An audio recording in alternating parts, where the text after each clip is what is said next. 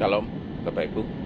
Kali ini saya akan bahas ya beberapa pertanyaan ya seputar Kain, seputar Adam dan pohon kehidupan Bapak Ibu, ya. Jadi saya tidak akan membahas satu bahasan utuh ya. Saya hanya mencoba untuk memberikan satu jawabannya berdasarkan searching saya ya, cari-cari saya jawabannya itu bagaimana ya. Gitu, ya. Ini mengenai Kejadian 4 ayat 14 Bapak Ibu ya. Engkau menghalau aku sekarang dari tanah ini ya, dan aku akan tersembunyi dari hadapan seorang pelarian dan pengembara di bumi. Maka barang siapa yang akan bertemu dengan aku, tentulah akan membunuh aku. Nah, ini kata-kata ini diucapkan oleh Kain setelah ia dikutuk oleh Allah karena membunuh Habel, Bapak Ibu. Ya. Siapakah yang akan membunuh Kain di ayat tadi? Mengingat waktu itu bukannya anak Adam dan Hawa hanya Kain dan Habil saja yang sudah mati, dan belum ada manusia lainnya. Nah, saya mencoba untuk merangkai jawabannya Bapak Ibu ya. Jawabannya ini. Pertama, poin saya ke anak-anak Adam dan Hawa yang lain Bapak Ibu. Itu yang akan membunuh dia, yang dia takuti. Kejadian 5 ayat 4 menyatakan bahwa Adam memiliki anak-anak lelaki dan perempuan lain selain Kain, Habel, dan Set. Ini berarti bahwa selama waktu berlalu, Adam dan Hawa itu punya banyak anak lain, dan mereka inilah yang mungkin berpotensi membunuh Kain sebagai pembalasan atas pembunuhan Habel. Usia Adam adalah 930 tahun, dan dalam pola hidup manusia prasejarah yang dengan umur panjang ya, itu sangat mungkin mereka sudah berkembang biak secara cepat. Implikasinya, saat Kain mengatakan itu, mungkin sudah ada banyak keturunan Adam dan Hawa yang hidup, termasuk cucu dan cicit.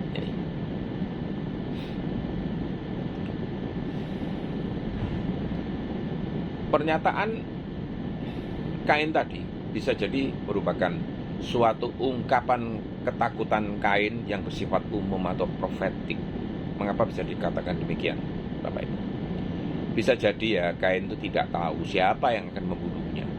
Dia hanya mengungkapkan rasa takut yang abstrak, bahwa karena dia terusir, dia tidak lagi dilindungi oleh Allah. Gitu. Dia rentan dibunuh oleh siapapun yang kemudian muncul di luar keluarganya. Gitu. Dan ini bisa juga menjadi suatu bentuk kesadaran bersalah dan rasa takut akan pembalasan universal, bukan ketakutan terhadap seseorang tertentu. Itu Bapak Ibu ya. Ada kemungkinan lain Bapak Ibu. Siapa yang lain itu? Adanya klan atau suku awal lain yang tidak disebut secara rinci. Ini kan saya bicara kemungkinan, bukan bicara mengenai yang Alkitabiah ya Bapak Ibu ya. Ini lebih spekulatif ya, dan bukan pandangan mayoritas ya. Tapi ada yang berpendapat bahwa kitab Kejadian tidak menceritakan semua makhluk manusia secara detail, melainkan fokus pada garis keturunan mesianik yang melahirkan Set, bukan Kain. Dengan kata lain, bisa jadi manusia lain juga diciptakan di luar kisah Adam dan Hawa, tapi Alkitab hanya mencatat garis tokoh utama. Maaf Bapak Ibu, mohon pandangannya diperluas ya. Saya tidak mengatakan ini iman saya, tapi ini pandangan Bapak Ibu. Sekali lagi pandangan atau wawasannya. Yang keempat, penggambaran naratif untuk menekankan dosa dan perlindungan Allah ini paling aman Bapak Ibu. Beberapa penafsir modern melihat ini sebagai teks teologis yang menekankan tema dosa, keadilan, dan belas kasih. Kain sadar bahwa hukum balas dendam akan mengikutinya ya. Tapi Allah tetap memberinya perlindungan dengan tanda Kain. Kejadian 4:15 untuk mencegah pembunuhan. Nah, tanda Kain atau the mark of Cain ini saya bahas di dalam satu pembahasan yang lain secara khusus Bapak Ibu ya. Jadi kesimpulannya apa Bapak Ibu? Kemungkinan terbesar dan paling masuk akal secara biblis dan logis adalah bahwa sudah ada keturunan Adam dan Hawa lain saat Kain berbicara. Saudara laki-laki dan perempuan ya, keponakan, bahkan anak-anak Kain sendiri. Nanti disebut di dalam ayat berikutnya itu ya Bapak Ibu. Kalau Bapak Ibu baca ayat itu dalam konteks lebih lanjut ya. Nah, jadi barang siapa itu merujuk pada manusia lain dari keluarga besar Adam dan Hawa yang berpotensi menuntut balas atas kematian Habel itu. Inilah timeline awal manusia menurut Kejadian 3 ayat sampai Kejadian 5 ya. Disusun secara kronologis berdasarkan Alkitab ya, khususnya Kejadian 1 sampai 5 dan Kejadian 5 ya, silsilah Adam. Ini saya mencoba ya Bapak Ibu untuk menghitung-hitung kira-kira berapa nih keturunan Adam dan Hawa yang berpotensi untuk membunuh Kain. Ini akan membantu untuk melihat kapan kira-kira manusia lain mulai muncul ya, termasuk anak-anak Adam dan Hawa selain Kain dan Habil. Saya mulai dari hari penciptaan ke-6. Karena pada hari itu Adam dan Hawa diciptakan. Kejadian 1 ayat 26 sampai 31. Manusia pertama diciptakan sebagai laki-laki dan perempuan. Mereka ditempatkan di Taman Eden. Poin pertama. Sekarang mengenai Kejadian 3, yaitu setelah kejatuhan. Adam dan Hawa memakan buah pengetahuan yang baik dan jahat. Diusir dari Taman Eden, hidup mulai berjalan di luar Eden. Di dalam penderitaan dan kerja keras, mereka mulai memiliki anak-anak setelah itu. Tahun ke X, tahun kelahiran Kain dan Habil. Ini titik awal. Tidak disebutkannya usia Adam saat Kain lahir, tapi kemungkinan terjadi tidak lama setelah kejatuhan. Kain menjadi petani dan Habil menjadi gembala. Bisa dicek di Kejadian 4 ayat 1 dan 2. Poin berikutnya, Kain membunuh Habil. Kejadian 4 ayat 8. Umur Kain dan Habil tidak disebut, tapi mereka telah dewasa dan bekerja. Setelah itu, Kain dikutuk dan diusir menjadi pengembara. Kain mendapat istri dan membangun kota. Kejadian 4 ayat 17. Ini menandakan bahwa sudah ada wanita lain ya, istri Kain.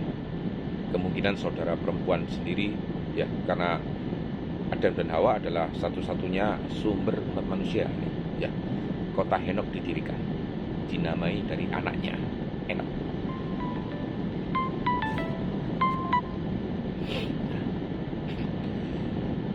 Tahun ke-130 Adam memperanakkan Set. Kejadian 5 ayat 3. Setelah Adam hidup 130 tahun, ia memperanakkan seorang anak laki-laki menurut rupa dan gambarnya dan menamainya Lot. Jadi selama 130 tahun itu Adam dan Hawa bisa jadi ya melahirkan puluhan bahkan ratusan anak laki-laki dan perempuan. Di Kejadian 5 ayat 4 itu menyebut atau disebutkan anak-anak lain ya. Tahun 130 sampai 930 keturunan Adam berkembang pesat. Adam hidup 930 tahun. Kejadian 5 ayat 5. Dengan umur sepanjang itu dan tanpa kontrol kelahiran, manusia bisa bertambah banyak dengan cepat. Baik, sangat masuk akal jika pada zaman Kain sudah banyak orang. Estimasi pertumbuhan manusia awal secara spekulatif ini Bapak Ibu ya, jika Adam dan Hawa mulai punya anak sejak usia 20 sampai 30 tahun ya, dan melahirkan satu anak setiap 2 sampai 3 tahun, selama 800 tahun maka mereka bisa punya anak ini kalau dihitung-hitung Bapak Ibu ya, 300 sampai 400 anak. Jadi dalam 4 sampai 5 generasi populasi manusia awal bisa mencapai ribuan orang Bapak Ibu. Jadi kesimpulannya apa? Kain tidak hidup sendirian di dunia. Saat dia diusir, sudah ada anak-anak dan cucu-cucu Adam lainnya yang mungkin tidak disebutkan secara eksplisit di dalam teks, tetapi secara logis pasti ada, mengingat usia panjang dan banyak keturunan Adam dan Hawa.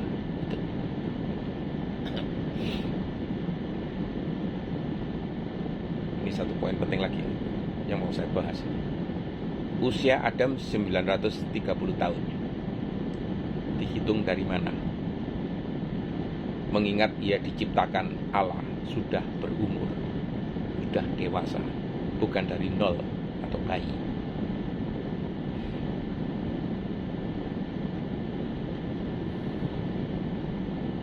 Jawaban yang paling utama, usia Adam dihitung sejak dari diciptakan.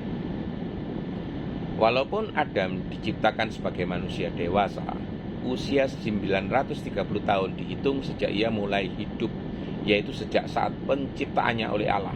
Di dalam pemahaman Ibrani kuno dan di dalam tradisi Yahudi maupun Kristen, usia seseorang tidak dihitung dari saat kelahiran biologis seperti sekarang, melainkan sejak ia mulai eksis atau hidup sebagai pribadi. Dengan kata lain, meskipun Adam tidak mengalami masa bayi atau masa kanak-kanak secara alami karena ia langsung diciptakan dewasa, usia biologisnya tidak menjadi dasar perhitungan. Yang dihitung adalah berapa lama ia hidup di dunia setelah diciptakan.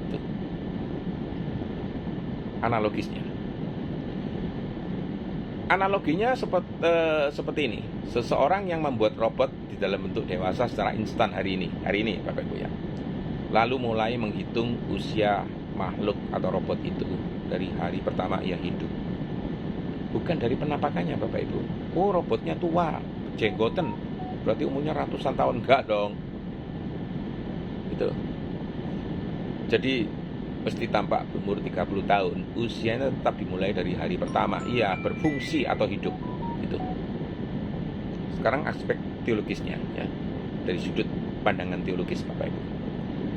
Kitab Kejadian menekankan bukan hanya secara kronologis ya, tetapi juga garis keturunan dan hubungan manusia dengan Allah ini ya. Penulisan usia 930 tahun di dalam Kejadian 3 itu bertujuan juga untuk menunjukkan tentang hidup umat manusia sebelum air bah, yang secara teologis memiliki makna khusus, misalnya menyimbolkan kerusakan moral manusia dan rencana pemulihan Allah melalui Nuh ini. Jadi kesimpulannya apa Bapak Ibu? Usia 930 tahun Adam dihitung sejak ia diciptakan dan mulai hidup di bumi atau di dunia, bukan dari usia fisik yang tampak. Ini sejalan dengan cara Alkitab menghitung umur tokoh-tokoh lainnya yang fokus pada durasi hidup, bukan tampilan usia saat awal keberadaan mereka. Itu Bapak Ibu ya. Bahasan terakhir saya. Apa fungsi pohon kehidupan di Taman Eden pada waktu Allah menciptakan Adam dan Hawa? Bukannya karena ciptaannya sudah sempurna, tidak diperlukan lagi pohon kehidupan itu pada waktu itu? Jika Adam dan Hawa diciptakan dalam keadaan sempurna, lalu mengapa perlu ada pohon itu? Jawabannya Bapak Ibu,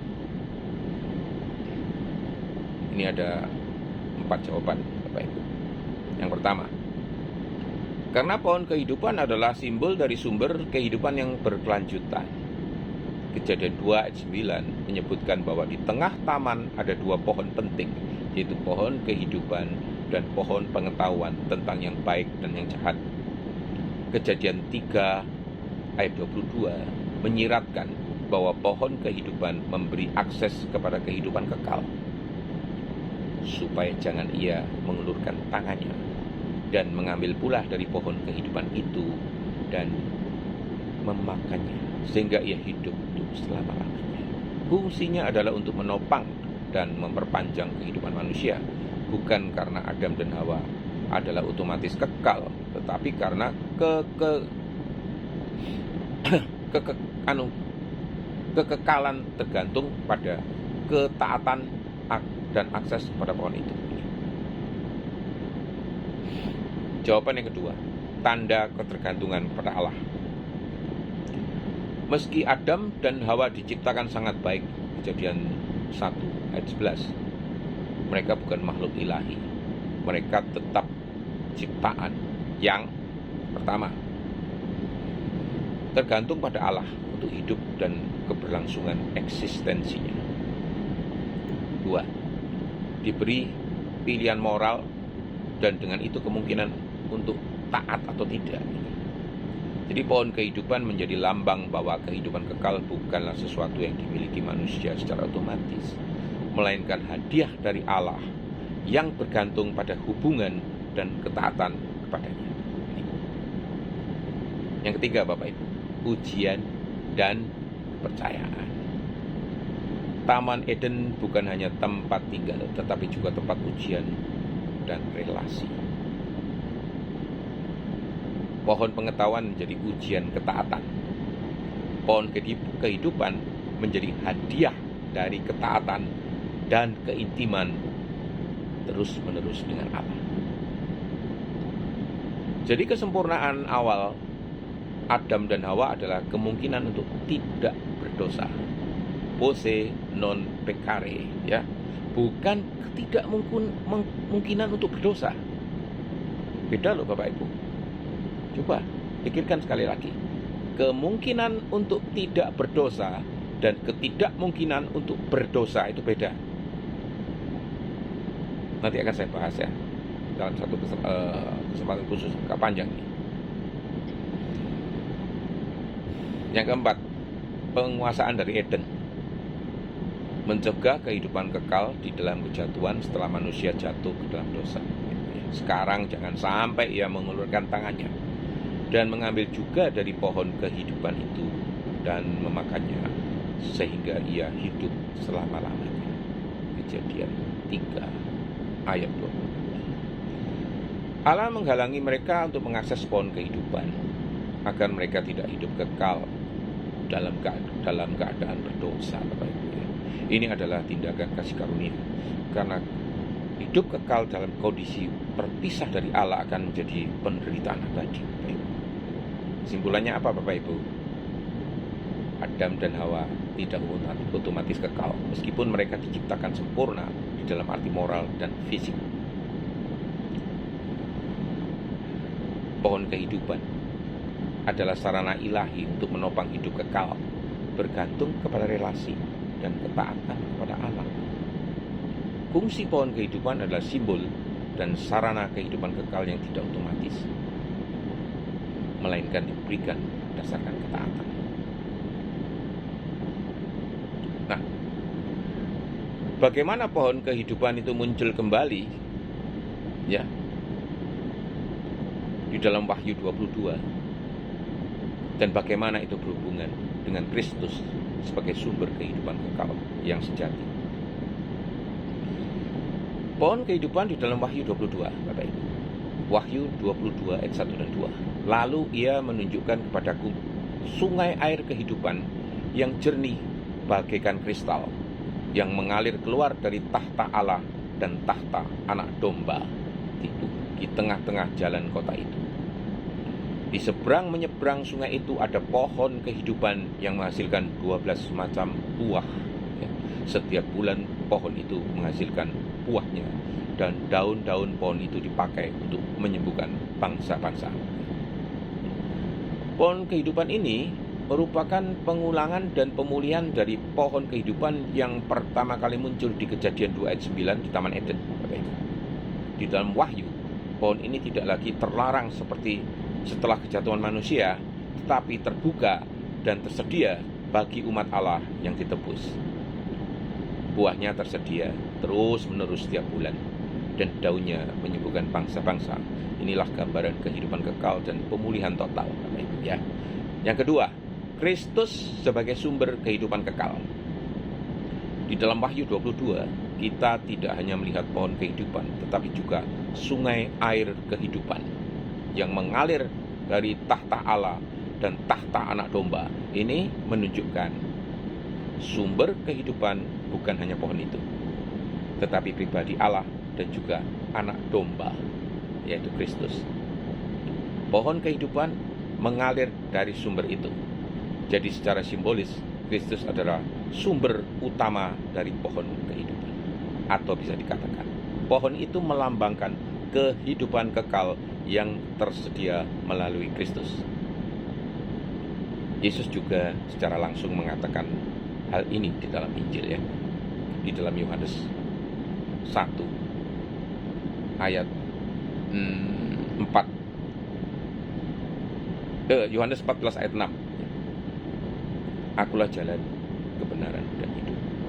Yohanes 11 ayat 25. Akulah kebangkitan dan hidup. Barang siapa percaya kepadaku, ia akan hidup walaupun ia sudah mati. Hubungan teologisnya, Eden dipulihkan. Perbandingan antara Taman Eden di kitab Kejadian dan kitab dan Yerusalem baru di kitab Wahyu. Nah, ini ya. Di kitab Kejadian ada pohon kehidupan. Di kitab Wahyu juga ada pohon kehidupan.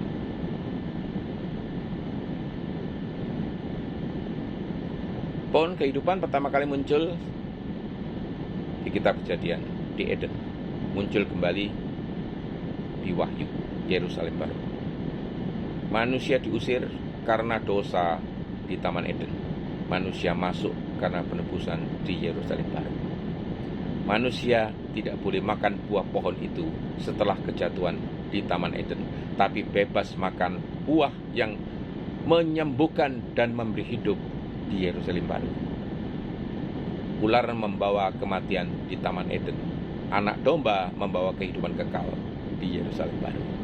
Ini menunjukkan bahwa Kristus memulihkan apa yang rusak di Eden dan mengantar umat Allah kembali kepada pohon kehidupan melalui karya salibnya. Jadi mungkin kesimpulan teologisnya, Bapak Ibu, ya, pohon kehidupan di dalam Wahyu 22 adalah simbol dari hidup kekal yang hanya bisa dinikmati oleh mereka yang telah disucikan oleh darah anak domba. Kristus sendiri adalah sumber kehidupan kekal. Ia bukan hanya menyediakan pohon kehidupan, ia adalah manifestasi dari hidup kekal itu sendiri. 1 Yohanes 5 ayat 11 dan 12. Dan inilah kesaksian itu. Allah telah mengaruniakan hidup yang kekal kepada kita, dan hidup itu ada di dalam Anaknya. Barang siapa memiliki anak, ia memiliki hidup. Barang siapa tidak memiliki anak, ia tidak memiliki hidup. Dengan demikian, mereka yang bersatu dengan Kristus dan menikmati kembali apa yang hilang di Eden, hidup yang tidak terbatas di dalam hadirat Allah selama-lamanya. Amin. Haleluya. Puji Tuhan. Berkat selalu bersama Bapak Ibu sekalian. Amin.